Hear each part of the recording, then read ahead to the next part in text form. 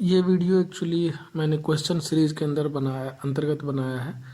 और इस सीरीज़ में हम लोग हर दिन 10 क्वेश्चन बनाने की कोशिश करेंगे। एक छोटा सा क्विज के टाइप पे हम लोग इसको ले सकते हैं, जिसमें कि आपके क्वेश्चंस के कुछ 10 क्वेश्चंस के डेली डिस्कशन हो जाएंगे अलग अलग सब्जेक्ट्स के। अभी पहले हम लोग हिस्ट्री को लेके चलेंगे। तो ये पहला क्वेश्चन जो आप लोगों के सामने है, पुर्तगाली उपनिवेश का प्रथम वायसराय भारत में कौन हुआ?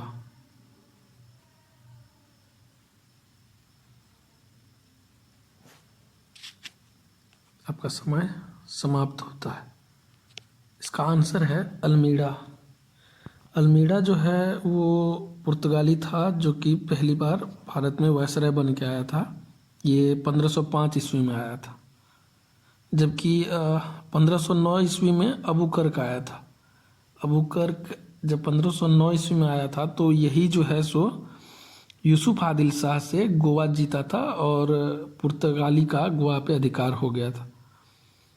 तो अबू कर्क को वास्तविक संस्थापक अगर पुर्तगाली शक्तियों का पूछा जाए तो वो अबू कर्क को माना जाता है, जबकि अल्मीड़ा पहले पुर्तगीज वायसराय थे भारत में।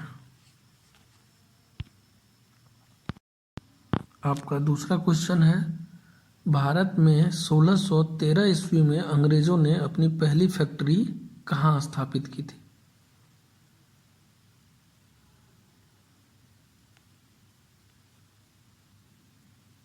और आपका समय समाप्त होता है। इसका आंसर होगा सूरत में, डी नंबर। भारत में 1613 ईस्वी में अंग्रेजों ने अपनी पहली फैक्ट्री सूरत में स्थापित की थी। आपका अगला क्वेश्चन है, निम्नलिखित में से प्रथम कर्नाटक युद्ध का कौन सा तत्कालिक कारण था? ऑप्शन है ए, अंग्रेज और फ्रांसीसियों के बीच प्रतिद्वंद्विता, बी, ऑस्ट्रिया की राजगद्दी का जंग, सी, कर्नाटक की राजगद्दी का मसला, डी, अंग्रेजों द्वारा फ्रांसीसी जहाज़ों का अधिग्रहण।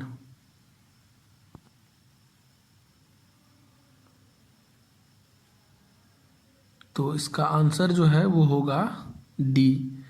एक्चुअली ये जो शुरू हुआ था प्रथम कर्नाटक का युद्ध, ये 1746-48 के बीच चला था। और इसका जो मेन कारण था वो था ऑस्ट्रेलिया का उत्तराधिकार का युद्ध। इस कुछ नाम से भी कई बार पूछा जाता है कि ऑस्ट्रेलिया का उत्तराधिकार का युद्ध जो है वो किन के बीच हुआ था। तो वो जो है वो अंग्रेज और फ्रांसीसियों के बीच हुआ था। एक्चुअली ये उसी का यहाँ पे कुछ प्रभाव देखा गया था। ठीक है, इसका जो है फर्स्ट कर्नाटक युद्ध जो है उसका मेन कारण वही था कि ऑस्ट्रिया का जो उत्तराधिकार का युद्ध चल रहा था अंग्रेज और फ्रांसीसियों के बीच, वो जो कि 1740 में स्टार्ट हुआ था। लेकिन जो तत्कालिक कारण पूछा जाए तो उस टाइम पे अंग्रेजों के द्वारा फ्रांसीसियों का एक जहाज जो है उसको उसका अधिग्रहण कर लिया गया था। और ये युद्ध खत्म हुआ था एक संधि के द्वारा, जो कि एक्स-ला सापेल की संधि के द्वारा के नाम से फेमस है। ये एक्स-ला सापेल की संधि, जो कि 1748 में हुआ था और 1748 में ही ये युद्ध खत्म भी हुआ था। अगला क्वेश्चन है, डच ईस्ट इंडिया कंपनी ने किस वर्ष अपनी फैक्ट्री पटना में स्थापित की? डच ईस्ट इंडिया कंपनी ने किस वर्ष अपनी फैक्ट्री पटना में स्थापित की? Options 1601, option B 1632, option C 1774 या ऑप्शन डी 1751 और ऑप्शन ई उपयुक्त में से कोई नहीं, उपयुक्त में से एक से अधिक।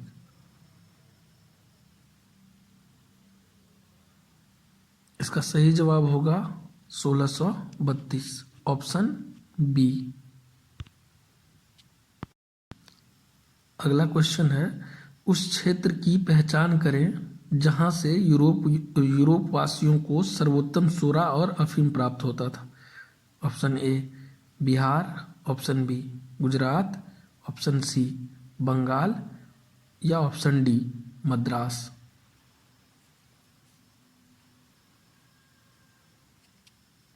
इसका सही आंसर होगा ए, बिहार।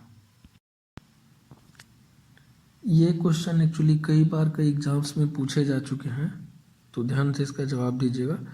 सबसे अधिक निर्णायक युद्ध जिसने अंग्रेजों के भारत में प्रभुत्व को स्थापित किया था। ऑप्शन ए, बक्सर का युद्ध। ऑप्शन बी, पलासी का युद्ध। ऑप्शन सी, वांडीवास का युद्ध। या ऑप्शन डी, पानीपत का तीसरा युद्ध।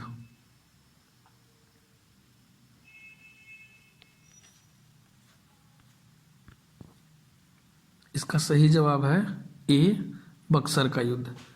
बक्सर का युद्ध 1764 ईस्वी में लड़ा गया था। तो इसमें मीर कासिम, अवध का नवाब शुजाउद्दौला और मुगल सम्राट शाह आलम द्वितीय जो है, ये तीनों की संयुक्त सेना को अंग्रेजों ने हराया था और एक छत्र राज हो गया था इनका। इस उत्तर जो भारत का जो ये एरिया था, जैसे बंगाल, बिहार, यूपी वगैरह वाला जो एरिया था, और ये उस टाइम की सबसे बड़ी शक्ति मानी जाती थी। तो इस तरह से अंग्रेज़ों की एक बहुत बड़ी जीत हुई थी भारत में, और उनका जो है सो सत्ता स्थापित मतलब माना जाता है कि इसके बाद उन लोगों की सत्ता स्थापित हो गई थी। अगला क्वेश्चन ये भी कई बार कई सारे एग्जाम्स में पूछा गया क्वेश्चन है, मध्यकाल में सर्वप्रथम भारत से व्यापार संबंध स्थापित करने वाले कौन थे। Option A, Dutch. Option B, अंग्रेज। ऑप्शन सी, फ्रांसीसी। या ऑप्शन डी, पुर्तगाली।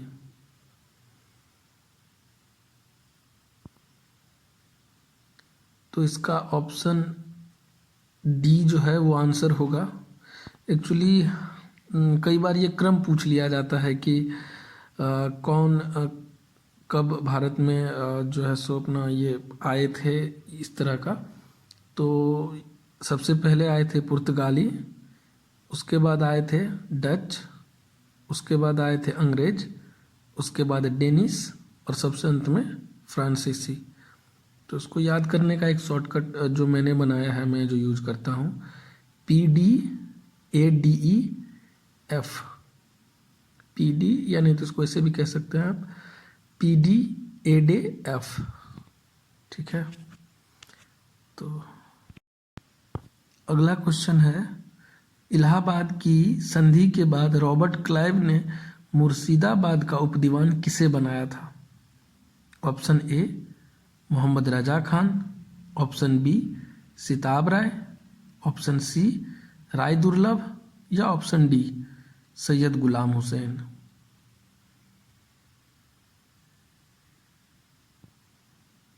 इसका आंसर होगा ऑप्शन बी, सिताब राय को।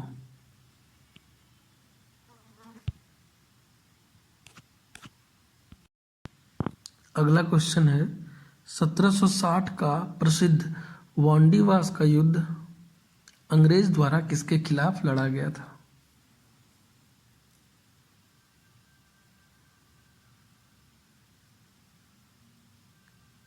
तो इसका इसका ऑप्शन तो मैंने दिया ही नहीं। ऑप्शन है ए, फ्रांसीसी। Option B, Spain. Option C, Mysore. या ऑप्शन डी, कर्नाटक। अथवा ऑप्शन ई, उपयुक्त में से कोई नहीं। उपर्युक्त में से कोई नहीं, या उपर्युक्त में से एक से अधिक।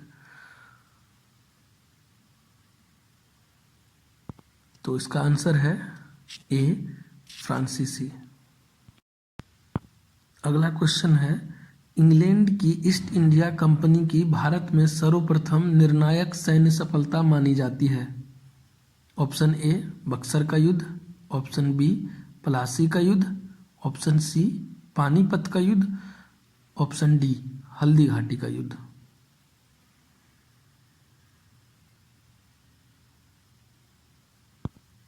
तो इसका आंसर है ऑप्शन बी, पलासी का युद्ध, जो कि ये जो है ये 23 जून 1757 ईस्वी में लड़ा गया था। रॉबर्ट क्लाइव के नेतृत्व में अंग्रेजी सेना लड़ी थी, और नवाब जो था बंगाल का उस टाइम सिराजुद्दौला था, जिनको कि पराजित कर दिया गया था।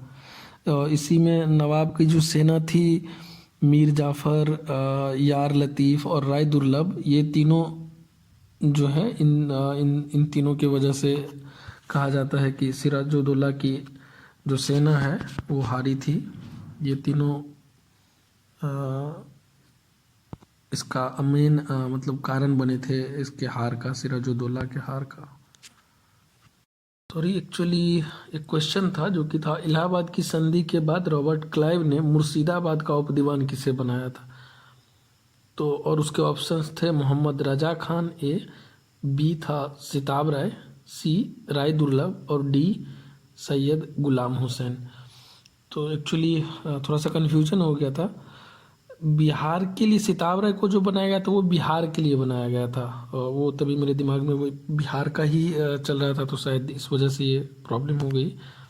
तो उसका जो आंसर है वो ए होगा, मोहम्मद रजा खान। उस टाइम पे दो उप दीवान बनाए गए थे, बंगाल के लिए मोहम्मद रजा खान को तथा बिहार के लिए राजा सिताब राय को बनाया गया था। तो सॉरी उस क्वेश्चन के लिए, ठीक कर लीजिएगा आप लोग। तो आज का ये वीडियो हम लोग यहीं समाप्त करते हैं, मिलते हैं फिर अगली वीडियो में। तब तक खुश खुश रहिए, मस्त रहिए। जय हिंद।